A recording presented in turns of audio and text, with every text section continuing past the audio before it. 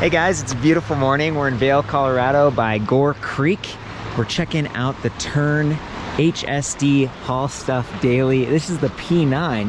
Now I have looked at the S8i, and that had an 8-speed internally geared Nexus, Shimano Nexus, whereas this has Shimano Alivio 9-speed 11-32. Both of these bikes have the Bosch Active Line Plus motor, gives you up to 50 Newton meters of torque, but only 105 RPM motor support. Pretty good motor, definitely like it more than the standard Active Line. That only gives you 100 RPM, a little bit lower torque. And for me, especially with kind of like a hauling bike, something that's really versatile like this, with this awesome rear rack, enormous weight capacity on this, like 375 pounds. I think you can put over 130 pounds on this rear rack. Check that out. Very cool. And then we've got these awesome panniers, rear seat options with the Yep child seats. There's even like a pad and handlebar adapter and stuff. Optional front basket. There's just tons that you can do with this, and it's almost like a folding bike. You can see I got the handlebars folded down, and then this double telescopic seat post, which has 2 portions. So this bike can accommodate all the way down to people who are like 4'11", and then really tall riders as well. 30.9 millimeters on that upper seat post diameter, by the way. So if you're someone who wants to smooth out the ride a little bit, add some comfort, you could add a suspension seat post.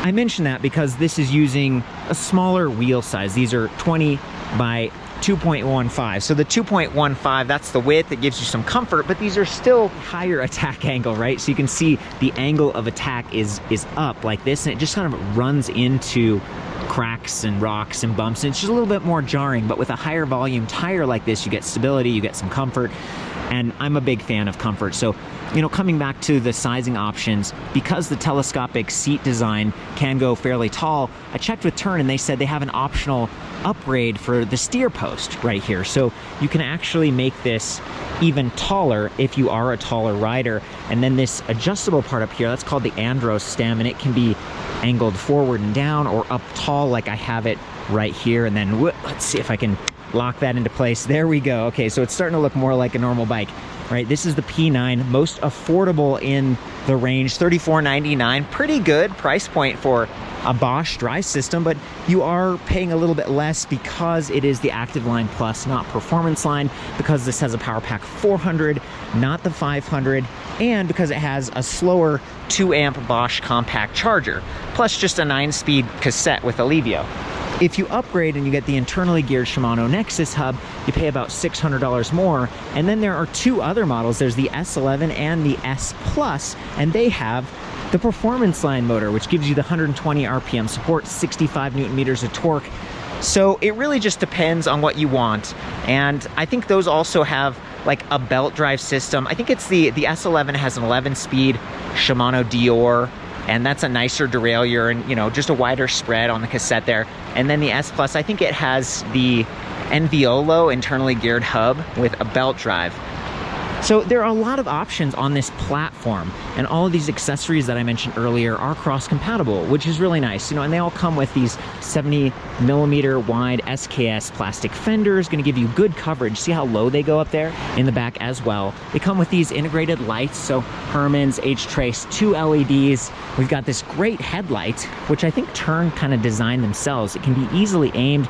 You can shut it off manually if you want. They both run off the battery pack. And when I mentioned a lower capacity with this particular model, it's the Power Pack, which means it's cross-compatible with the higher capacity 500 watt-hour battery pack. So you could get an additional pack, or maybe the higher capacity 500 and put it in one of these bags or something like that. And I love that. Maybe you have a couple bikes that use the Bosch system, and you can sort of trade and loan the batteries between family members. I really like this battery pack. It's very lightweight compared to some of the Power 2 batteries. Now visually, it is, you know, you see it on the bike, but the positioning is pretty good. Low, center, same with the motor down there, 7.5 pounds on that motor. And if we come to the other side, you can see that a lot of these wires are not internally routed. That might make the bike a bit easier to service, and sometimes, you know, with a folding bike where this like steer post folds down, it's a little less hazardous to have the external wires because they aren't going to get pinched inside the joint. You can see this little metal piece right here that actually connects to this rubber band, and it holds the front, kind of the handlebars and that steer post down, which is great. I want to point out that there's some plastic here. It's kind of a sticker, and that's going to protect the frame when you step over. This kind of mid-step design, very approachable. A bunch of mounting options right here, which could be for bottle cages or maybe folding locks and stuff, depending on what you're doing with this rear rack. The rack not only gives you the option to mount a bunch of accessories, but it has these 4 points on the rear, which allow you to stand the bike vertically, which makes it easier to put in a closet maybe, or in the garage, sort of out of the way. It changes it from like a long space requirement to sort of a taller one. And some people who have elevators and things like that and maybe have to get inside, and you can tilt it up, it's actually fairly stable. It's a pretty cool platform. Multiple colors, which is very nice. If we look down here, you can see there's this like ABUS frame lock. I think from the other side we'll see the branding, and it's actually keyed alike to the battery pack. So this same key unlocks the battery and it unlocks the frame lock. Now the interesting thing is you can't pull the key out unless you've actually secured the rear wheel, which for me is a bit annoying because this is like a demo bike. I'm at the Mountain Games here in Vail, and that's where I got this demo bike to do a review, and they just left the key in. So someone could take this out, lock that, take the battery, or lose the key, and it's just kind of annoying because I don't want to lock my bike like every time. Maybe I'm using a cable lock or something, but I'm sort of forced to. And then to unlock it, I have to leave the key in, which makes it vulnerable. It's not the case with every frame lock. There are some out there that let you take the key out. I prefer those. That's one of my little complaints. There aren't too many complaints, but another one that I have specifically with the derailleur versions, so again, I think that's the S11, or in this case, the P9, you'll see that the derailleur's hanging down. This looks like a medium or long cage derailleur. Alevio's a decent group set. I mean, it's not the highest end. It shifts all right and everything, but because of these smaller wheels, this is much closer to the ground. So if you're riding next to a curb or something, you can bump into that derailleur. Now I think this just has shadow, which brings the derailleur closer to the wheel, and so it's not really far out, and it's going to have reduced potential for rock strikes and stuff because of that, but it still hangs down pretty far. So that's something I would keep an eye on. I like how they elevated it right here with this pulley wheel. We got a 52 tooth steel chainring, narrow wide up here, so that means that the teeth really grab that chain and you're not going to have as many drops, which is nice, especially for a bike that might be folded and put on its side or something like that. You might be hauling this in maybe an RV or something. I like that they have the chain blade plastic protector here. It kind of matches the fenders and it keeps your pant leg or dress from getting greasy and snagged. They also have a metal guard on this, so that keeps the chain from derailing this way, and it also protects the chain ring from rock strikes and stuff, again because the bike is fairly low to the ground. In the rear, I think we're looking at 135mm hub spacing, and this one has quick release. That wasn't the case for the S8i, the internally geared hub. That one had like nuts and stuff, so a lot easier to do service on this one with a quick release skewer. And then up front, standard 100mm hub spacing with a 15mm through axle. So that's cool, but it is not quick release. So through axles tend to be stiffer and sturdier, and considering that this bike is heavy duty and that we've got a suspension fork, that's a pretty nice little upgrade here.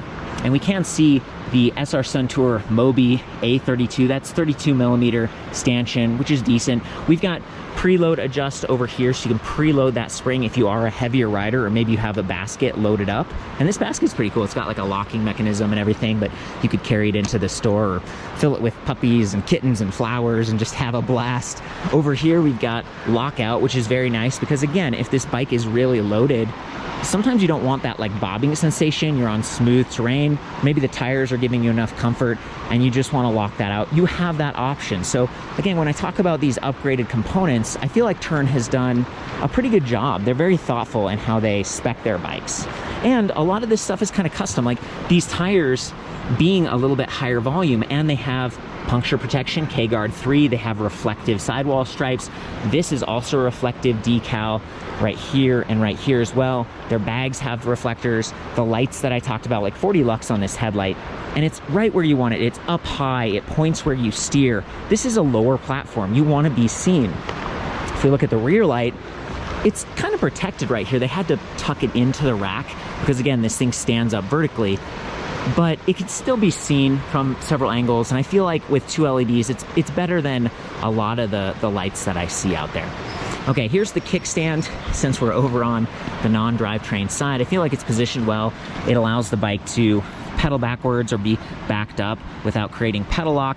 And what's interesting about the ActiveLine Plus is that as you pedal backwards, it actually cycles the chain, which makes it easier to lubricate and to do some maintenance and stuff. That is not the case with most of the drive systems that I see, even from Bosch. Some of the performance line, they don't do that. One downside of this drive system, this motor, is that there's kind of this clunking feeling sometimes, like as I'm pedaling along and I stop, as the pedal assist stops, the crank kind of goes like clunk, and it's not a big deal, but it is something I noticed specifically about the ActiveLine Plus motors. So again, worth noting, I mentioned before, 50 Newton meters of torque, 105 RPM support. This thing is very responsive. The motor controllers that Bosch uses, they measure your wheel speed. You can see the magnet right there, and then there's a reader down here. So it's measuring that speed, how fast you're going, up to 20 mile per hour top assisted speed in the United States, in North America. And then right here, it's measuring pedal cadence and pedal torque. And those 3 signals, they're being measured over 1,000 times per second. So it's very dynamic. It feels very responsive, natural. You always feel like you're in control. And again, it offers pretty good torque at the highest level of assist, which we'll talk about later. 170 millimeter crank arms, pretty standard, which is kind of interesting considering how low the platform is, but that gives you that comfortable, natural feel. It's not like you're spinning really fast on some sort of a clown bike or something. Interesting pedals, they're okay. They're not as wide and grippy as I'd like. I prefer the ones with like the metal pins because I'm more of a mountain biker and I have bigger feet. These rubber ones, they can be replaced fairly affordably, but they're not going to scrape your shins. And right here where the kickstand is mounted, you can actually mount a trailer hitch right here. So they have like this optional accessory and it just comes off like this. So if you don't have enough cargo capacity as is, you can also connect a trailer, and I think that's really cool. This is, I think, a fairly standard, maybe like 40 millimeter bolt spacing design. The kickstand's adjustable length. There's the quick release that we were talking about. It's pretty well done. You know, I feel like even right here, this plate, you could do some sort of additional kickstand, black hub, black spokes, black rims, extra wide rims. And if we look back here, we've got 160 millimeter rear disc brake rotor, Shimano, dual piston caliper, and then 180 up front, which is kind of cool because, again, you might be hauling up to 375 pounds with this bike, and having a larger rotor in the front, it's going to cool faster. It gives you a better mechanical advantage, and a lot of your weight shifts forward, so having a bigger rotor up front does make sense. 3-finger brake levers, adjustable reach, which is cool. So if you're that petite rider, you can bring these levers in a little bit. You don't have to reach as far. Or if you're a larger hand person, you can kind of put it out and make it comfortable. Ergon locking grips, they really feel great. Nice swept back handlebar. Wow, there's a lot of potential in this bike, and it's difficult to cover everything because they did such a good job from the rear rack to the front rack. Again, this is optional, it costs some money, but look at the mounting point that they've designed here. It's right there on the steer tube, which means that it doesn't move at all when you steer the bike, and that can be a little funky because if you're looking down like this, the bike seems like it's going straight still even though you're turning. But again, the light points where you're steering, and this is going to be much more stable. It's not going to tip as the bike steers, and with smaller wheels, sometimes that can feel a little twitchy. I mentioned the high attack angle before, so you know, it's all a balance. You want to keep this thing compact, but you want it to be comfortable, and you want to position all the accessories in a way that is stable and the highest potential for weight capacity, but also in a way that doesn't block the light and stuff, for example. Now that we're over here, you can see that reflective tape. Looks really nice. They've done a great job. And I should call out that the battery, it can be charged on or off the bike, and this is the onboard charging port. It's the same plug. The Bosch chargers, just excellent. And even though the compact charger goes a little slower, it's fairly lightweight, it's very compact, and you could use the faster charger if, again, maybe you have multiple Bosch powered bikes and they use the same kind of charger interface. So the 4-amp would work with this. If you take the battery off, it's the same sort of plug port, it's just on the bottom of the battery. And we've got a little LED readout on it so you know how full it is and everything. There's the vertical position we were talking about. So I like to position it vertically when the handlebar is extended because I can use that handbrake But once it's in that position, you can unlock it, bring it back, use that rubber band to kind of tuck it in. And it saves even more space. It's fairly stable like this, and we're on an uneven, like, dirt surface. So again, props to Tern. You can see how the rack actually flares out a little bit with these pannier support bars right here. It's just really well designed and fairly unique in the e-bike space. From here you can see the plastic covering case for the Bosch Activeline Plus motor, see the crank arms and everything, and then some additional mounting points, and then that kickstand plate and additional holes that I was showing you earlier. There's another view of the kickstand, maybe the drivetrain. It's pretty cool. It's nice to get close up with a bike like this and just feel like you can see everything. I talked about the plastic protective stickers up here that protect the nice paint color. I mean, they have them everywhere. It like really protects that step over position. But we also have a clear plastic slap guard right here on the right chainstay. And that's nice because look how long this chain is, right? So that could be making contact if you're on a bumpy terrain like we have here. So if this bike was completely naked, like it didn't have the basket, it weighs about 56.7 pounds, but when you add these panniers and the front basket, it's closer to 63 pounds. The battery is about 5.5 pounds, and that motor is 7.05 pounds, which is pretty good. The Activeline motors are fairly lightweight. So I put one of the bags on, and it's really cool. It's got this little latch, kind of keeps it tucked up and out of the way, which is nice, and it connects with these little, you know, they're pannier hangers basically, but see how there are these stoppers? That keeps the bag from sliding forward and back too much. The Velcro is really solid. There's like two straps that kind of overlap, and then there's even an attachment down there, so this isn't gonna flap out too much. It stays clear of the derailleur and everything, but again, see how low that hangs? It's just something I wanted to call out. It's a pretty cool system, really well designed.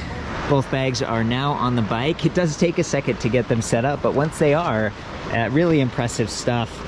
It even leaves that top deck open, so you got the trunk bag or maybe even a person or something. It just feels really, really versatile. By the way, this is a Velo saddle, but Tern branded, which is kind of nice. Just really premium feel to this.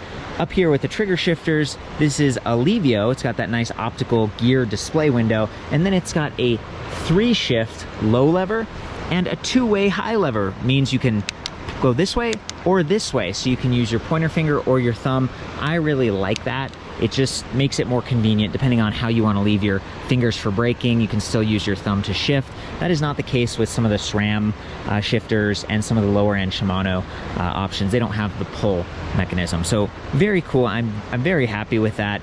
The display panel that you use to activate and control the bike is right here. This is the Bosch Purion. It's fairly basic, it's compact, stays out of the way. If they had upgraded to like the Intuvia, it would have been probably center mounted, and with the light and everything and the folding, it just could kind of get in the way. So I understand why they went with that. It doesn't have quite as many readouts, and even though it has a little micro USB port, that's for diagnostics and software updates. It is not for charging. So if you're bringing your smartphone or something, unfortunately, you're not going to be able to tap into that battery. But being a 400 watt hour battery, you know, I guess that's fine. It's not a whole lot of extra juice. Go ahead and turn this thing on. What I like about it is that being grayscale, it's fairly high contrast. So you can see it pretty well, even in like a shady or bright conditions. So I want to just walk through here.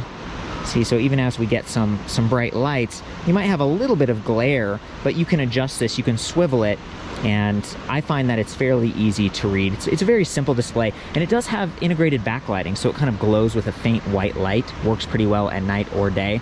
By the way, here's the switch for the headlight. Very easy to access, very intuitive. We've got speed at the top, battery capacity at the bottom. We got 4 out of 5 bars, so each bar is like 20% increment. I do wish that they had 10 bars or an actual percentage so it would be more precise. Thankfully there is a range readout, and we'll get to that in just a second. Right now we're on the menu that shows what level of assist you've chosen, so we're in off. Right now this is just going to work like a regular bike, and it actually pedals fairly comfortably. It's very efficient. Having those 9 speeds to choose from means that you can find a comfortable cadence, and you can start and climb fairly comfortably. I'm a big fan of that. And then if we want to raise the assist level, we just press this plus button over here. Very reachable. Eco, Tour, Sport, and turbo. Turbo is the highest. You're going to chew through the battery quickly, but you're going to get that high torque we talked about. If I want to change the readout here, I can hold that minus button for a second. So we've got trip distance, 349 miles. Total distance, 366. And range, 22 miles. Now, if we go down from turbo to eco, our range goes way up to 60 miles, okay? So you can see there's a lot of possibilities with this bike, depending on how hard you want to work or how hard you want the motor to work for you. There's also a little light icon right there, and that's because I activated the lights earlier. You have to activate them through the display. So I'm gonna hold the plus button for a second, and see the light thing goes away, and now these lights are off. Even if you use the switch, it's not gonna be active because the display is not sending any power. If we hold minus again, we get back to the main menu, and the main menu overrides any of these others whenever you press a button. So right now we're in trip distance, but if I press plus for a moment, it shows me the assist level, and then it goes back to trip. If I want to clear trip, I can hold plus and minus, and it resets it. Very cool. And if we want to change from miles per hour to kilometers per hour, we hold minus, tap power. So it's pretty intuitive. And then the final piece here is if you're in any of those 4 assist levels and we tap this bottom button, we get walk mode. You press the plus button, it just kind of inches along. And imagine that this thing is loaded up with like 300 pounds of cargo or something. And in that case, you'd only have to weigh 75 pounds or you'd be over the weight limit. But we do walk mode again. See, it pushes itself, which is really nice, especially if you got a flat tire or you're just cutting across terrain that really isn't comfortable to ride on.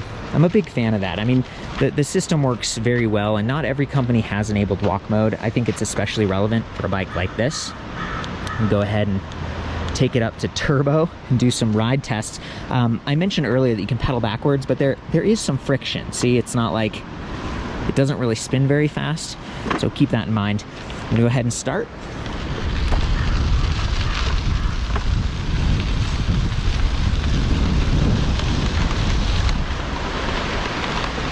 There, I'll be right back. It's pretty quiet. I mean, these Active Line motors are just, they're near silent actually, but now that we're away from the river,